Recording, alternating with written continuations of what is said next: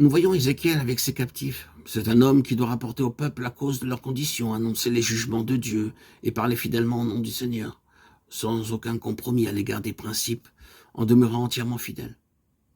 Cela mettra son avenir et même sa propre vie en jeu à cause de son ministère. Il ne devra pas tolérer ce qui est mal, ni tergiverser sur les principes pour essayer de conserver sa propre position ou pour gagner la faveur du peuple. L'homme qui a réellement et à tout prix à cœur la gloire de Dieu sera un homme très impopulaire. Et Ézéchiel était un homme très impopulaire parmi les exilés, si impopulaire qu'il devait recourir à toutes sortes d'astuces pour attirer leur attention et avoir de l'audience.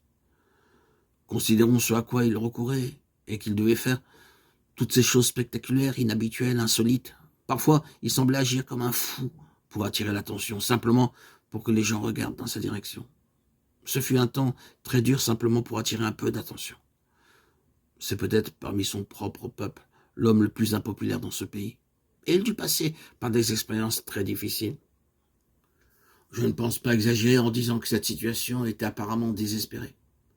Mais au milieu d'une telle situation, il nous est dit que les cieux étaient ouverts et qu'Ézéchiel vit les visions de Dieu. Cela nous montre qu'il n'y a aucune situation aussi désespérée puisse-t-elle paraître qui rende impossible la manifestation de la gloire de Dieu. Aucune situation ne peut interdire à Dieu d'avoir accès et rendre impossible une fraîche manifestation de sa gloire. C'est une chose qui paraît incroyable quand vous considérez les circonstances et le manque de ressources pour répondre aux besoins en ce temps-là. C'était sans espoir. D'ailleurs, cela avait brisé le cœur de Jérémie, et Dieu, dans sa colère, avait détruit Jérusalem et déporté son peuple au loin.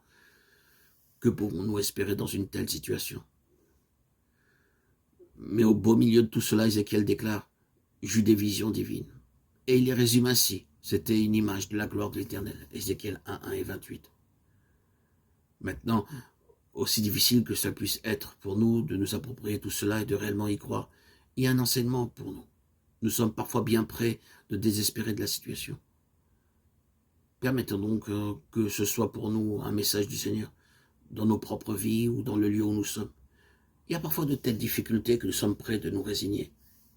Ézéchiel aurait bien pu avoir cette attitude. Il avait certainement beaucoup plus de raisons de le faire que nous n'en avons.